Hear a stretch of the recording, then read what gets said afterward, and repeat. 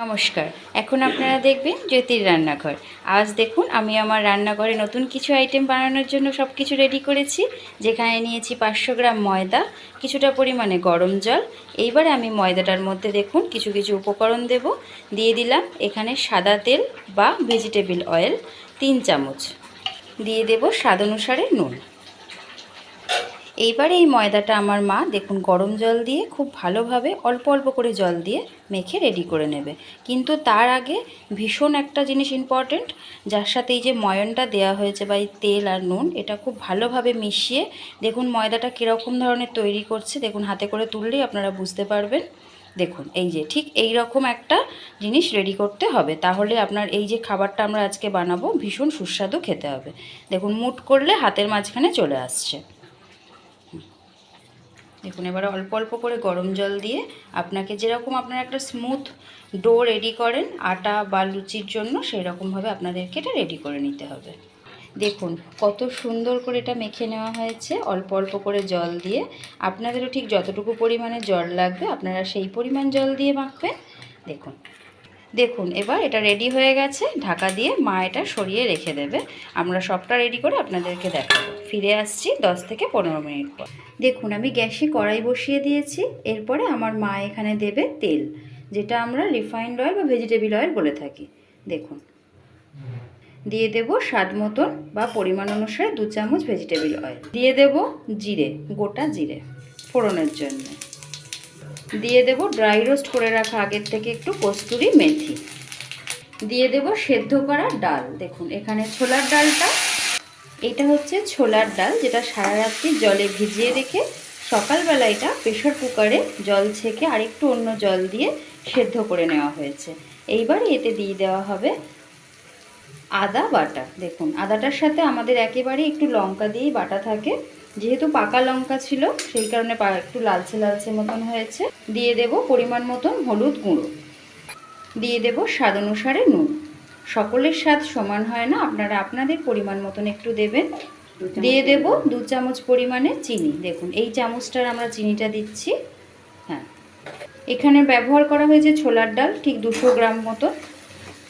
এইবার এই ডালটাকে আমি নেড়ে নেড়ে পুরো একদম শুকনো করে যেরকম একটা পুর তৈরি করা হয় সেইভাবে রেডি করব।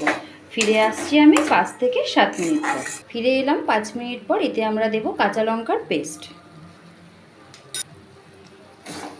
দেখুন ফিরে এলাম 5 থেকে 7 মিনিট পর। কেমন সুন্দর পুরটা রেডি হয়ে গেছে। এই সময় আমি গ্যাসের ফ্লেমটা অফ করে এতে একটা ভাজা মশলা মিশিয়ে দেব। দেখুন এই পরিমাণ ভাজা মশলাটা দিয়ে দেওয়া হবে। এর মধ্যে আছে মৌরি, মানে মেথি আর কালো জিরে, আর আছে সাদা জিরে। মিশিয়ে এটা শুকনো খোলায় একটু ড্রাই রোস্ট করে নিয়ে শিলপাটাতে এটা গুঁড়ো করে নেওয়া হয়েছে। এইবারে আমরা এটা ভালোভাবে মিশিয়ে নেব। দেখুন ঢাকা দিয়ে রাখা ছিল অনেকক্ষণ থেকে, আমরা এবার এসেছি এটা ঢাকাটা খুলে নিয়ে ভালো করে একটা স্মুথভাবে একটা ডো রেডি করে নেওয়া হবে। লুচির থেকে একটু বড় সাইজের এরকমভাবে লেচিগুলো কেটে রাখতে হবে। দেখুন ঠিক এইটুকু রাখতে হবে। এবার আমি সবগুলো রেডি করে আপনাদেরকে দেখাবো। দেখুন এবার কি করে এটা রেডি করা হচ্ছে। ঠিক এইভাবে একটা ছোট্ট বাটি টাইপের করে নিয়ে তার মধ্যে কিছুটা পরিমাণে পুর ভরে দেখুন ঠিক এইভাবে সবগুলো রেডি করে নেওয়া হবে। একটু দেখে নিন কিভাবে করতে হয়, না হলে পরে অনেক সময় মোড়াটা একটু ভুল হলে পরে ফেটে বেরিয়ে যেতে পারে। দেখুন এটা করার পরে ঠিক এই রকম ধরনের হয়ে যাবে। এই যে এইভাবেই আমি সবগুলো রেডি করে নেব। দেখুন আমি আরও একটা দেখিয়ে দিচ্ছি কিভাবে করে। দেখুন ঠিক এইভাবে আস্তে আস্তে এটার বাটির মতন রেডি করা হলো। এবার এর ভেতরে পুরটা ভরে দিয়ে এরকম হাত দিয়ে একটু টিপে বসিয়ে নিয়ে মুখটা ধীরে ধীরে মুড়ে নিতে হবে। এইভাবে মুড়ে নিয়ে ওপরটা ঠিক এরকম একটা বাটির মতন করে নিয়ে লম্বা, এবার রেডি। ঠিক এইভাবে একটু তেল দিয়ে সামান্য পরিমাণে এটা আস্তে আস্তে এরকম বেলে নিতে হবে। দেখুন ঠিক এইভাবে বেলে নিলে এটা ছিঁড়বেও না, কোনো কিছু হবে না। আমি ওরকমভাবেই আরও একটা বেলা দেখিয়ে দিচ্ছি আপনাদের। দেখুন পুরটা সবসময়ের জন্য একটু বেশি শুকনো করে ঝরঝরা করলে পরে কখনোই এগুলো ফেটে যায় না। পুর যদি একটু ভেজা ভেজা ধরনের থাকে বা পুরে একটু জল থেকে যায় তাহলে এটা ছিঁড়ে যাওয়ার সম্ভাবনা থেকে যায়। দেখুন এইদিকে আমি গ্যাসে কড়াইতে সাদা তেলটা গরম করতেও দিয়ে দিয়েছি, ওখানে বেলাও শুরু হয়ে গেছে। দেখুন তেল গরম হয়ে গেছে, আমি আস্তে আস্তে এইভাবে ঠিক দিয়ে দেবো এখানে। দেখুন ঠিক একটু গ্যাসের ফ্লেমটা মিডিয়ামে রেখে আলগা আলগা করে ভাজলেই খুব সুন্দর এটা ফুলে উঠবে। একটু সময় দেবেন। দেখুন এইরকম লালচে লালচে করে ভাজতে হবে। আপনারা অনেকেই অনেক দূর দূর থেকে আমার ভিডিও দেখেন, যা আমার ভীষণ ভালো লাগে।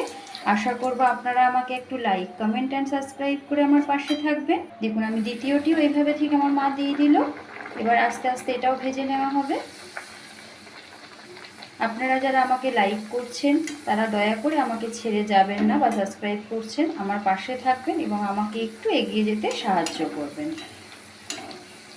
ভালো লাগলে অবশ্যই চ্যানেলটিকে একটু সাবস্ক্রাইব করে দেবেন। দেখুন কত সুন্দর হয়েছে, একদম ফোলা ফোলা। এই দেখুন, দেখুন সম্পূর্ণ এগুলো ফুলেছে খুব সুন্দর। এই একইভাবেই আমি সবগুলো এবার ভেজে নেব। দেখুন রেডি হয়ে গেল আজকের নিরামিষ পুর ভরা ছোলার ডালের কচুরি আর সঙ্গে আলুর দম। অবশ্যই আশা করব আপনাদের সকলের ভালো লেগেছে আমার ভিডিওটি। যদি ভালো লেগে থাকে একটু সাবস্ক্রাইব করে পাশে থাকবেন এবং এগিয়ে যেতে আমাকে একটু সাহায্য করবেন। সকলেই ভালো থাকবেন, সুস্থ থাকবেন। আপনাদের সকলকে আমার তরফ থেকে অসংখ্য ধন্যবাদ।